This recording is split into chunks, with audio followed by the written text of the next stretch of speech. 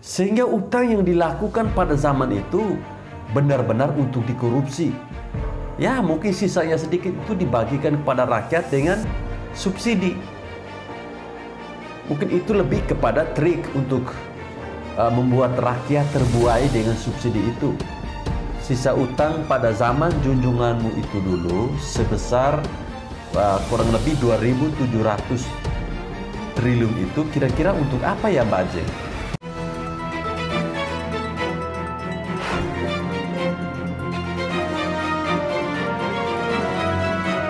Guys, mau tahu nggak gimana caranya suatu negara melunasi utang yang sudah mulai menggunung? Dan gimana caranya suatu negara mensejahterakan rakyat?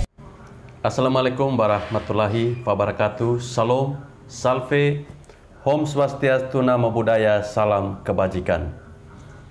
Teman-teman, sebelum menonton video ini, silahkan klik tombol subscribe dan juga like. Terima kasih. Baik teman-teman, video pembahasan saya kali ini, saya masih menanggapi ada sebuah video baru yang bagi saya cukup fenomenal, karena ini datangnya dari Ratu Nyinyir dari Demokrat. Siapa lagi kalau bukan si Mbak Ajeng ini, teman-teman. Nah, dalam video terbaru yang saya dapatkan ini, di mana Ratu Nyinyir Demokrat ini, si Mbak Ajeng ini, teman-teman, dia mengatakan atau dia mempunyai sebuah solusi bagaimana cara bangsa ini melunasi utang-utangnya. Maksudnya utang negara ya. Jadi caranya itu sangat gampang dan sangat sederhana menurut Mbak Ajeng. Dia katakan bahwa cara melunasi utang itu yaitu dengan bekerja. Ya, kalau bekerja kita semua sepakat ya. Karena tanpa bekerja tidak mungkin kita bisa mendapatkan uang, teman-teman.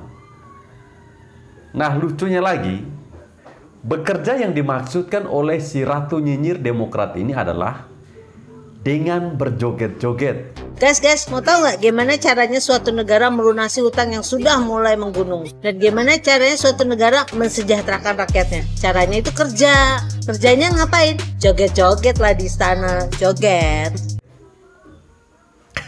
Tentunya ini dia menyinggung soal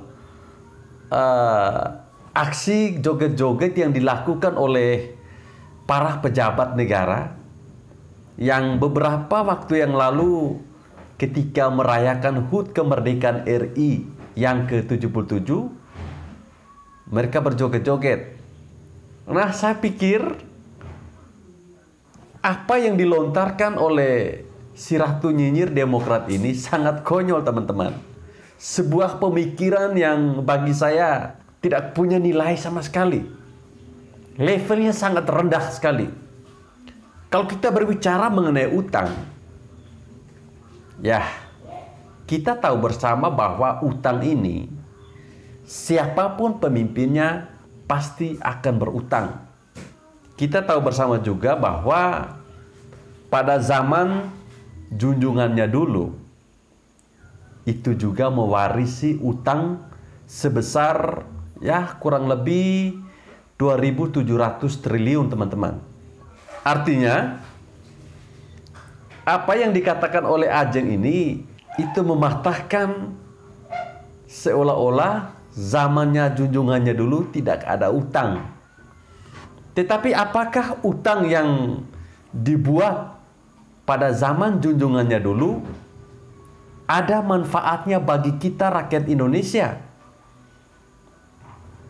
Ya, kalau teman-teman yang menonton video ini merasakan kalau utang di zamannya mantan dulu mempunyai manfaat yang sangat besar untuk bangsa ini, silahkan teman-teman tulis di bawah kolom komentar. Dan saya kira teman-teman, utangnya zaman junjungannya dulu itu lebih kepada membuat sesuatu yang hasilnya tidak nampak, lebih banyak dikorupsi, bahkan secara berjemaah oleh kader-kadernya. Teman-teman tentu masih ingat slogan dari sang mantan dulu bahwa katakan tidak pada korupsi. Tetapi faktanya apa? Semuanya berkorupsi. Sehingga utang yang dilakukan pada zaman itu benar-benar untuk dikorupsi. Ya, mungkin sisanya sedikit itu dibagikan kepada rakyat dengan subsidi. Mungkin itu lebih kepada trik untuk membuat rakyat terbuai dengan subsidi itu. Teman-teman masih ingat kasus EKTP Setia Novanto? Itu di zamannya siapa? Itu di zaman junjungannya Mbak Ajeng, teman-teman. Nah, kalau utang, saya sudah berulang kali dalam video saya itu mengatakan bahwa utang di zamannya Bapak Jokowi itu benar-benar kita masyarakat Indonesia merasakan betul. Dan hasilnya itu ada. Bukan hanya utang yang tidak jelas. Kita melihat bangsa ini begitu berkembang di tangan Bapak Joko Widodo. Bahwa pembangunan itu ada di mana-mana. Bahwa keadilan sosial bagi seluruh rakyat Indonesia itu benar-benar dilakukan oleh Bapak Presiden Joko Widodo bersama timnya. Sehingga utang yang dibuat pada eranya Bapak Joko Widodo ini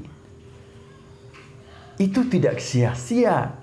Sehingga pernyataan dari si Ratu Nyinyir Demokrat ini, saya kira ini memukul balik kepada junjungannya mereka. Ini ibaratnya pukul tiang kena tembok. Ya, kalau berbicara soal utang, saya sarankan kepada Mbak Ajeng ini, sebaiknya Mbak Ajeng itu pikirkan saja utangnya Mbak Ajeng sendirilah. Jangan Anda sibuk dengan utangnya pemerintah. Biarkan utangnya pemerintah itu dipikirkan oleh para pejabat-pejabat kita. Mereka yang lebih tahu. Ya, kita tentunya harus tetap terus mendukung kebijakan-kebijakan yang dibuat oleh pemerintah. Tentunya kebijakan-kebijakan yang positif.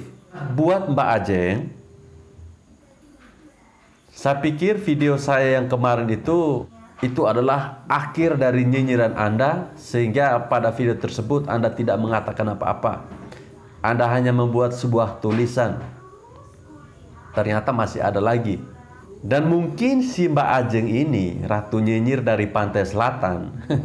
Bukan Ratu Nyinyir dari Demokrat. Orang ini sepertinya jalannya kurang jauh, teman-teman. Sehingga dia tidak bisa melihat perkembangan yang sudah ada. Pembangunan-pembangunan yang sudah dibuat oleh Bapak Presiden Joko Widodo. Mulai dari jalan tol, kemudian ada jembatan, bendungan, bandara, dan masih banyak lagi. Pertanyaan saya kepada Mbak Ajeng, kira-kira sisa utang yang dipikul oleh Bapak Jokowi, sisa utang pada zaman junjunganmu itu dulu sebesar kurang lebih 2.700 triliun itu kira-kira untuk apa ya Mbak Ajeng? Coba Mbak Ajeng bisa jelaskan. Kalau Mbak Ajeng bisa jelaskan utang sebesar 2.700 triliun itu, saya kira itu sangat baik untuk Demokrat, Mbak Ajeng. Karena kalau Anda hanya berkoar-koar, Anda mengatakan seolah-olah pada era junjunganmu dulu tidak ada utang. Ya, itu ya seperti apa ya? Baik teman-teman, saya kira sampai di sini video saya. Terima kasih saya ucapkan buat teman-temanku semua yang masih tetap setia dengan channel ini. Buat Mbak Ajeng, semoga Anda tetap sehat selalu. Otak Anda juga terus sehat sehingga Anda bisa berpikir tentang hal-hal yang positif untuk kemajuan bangsa ini.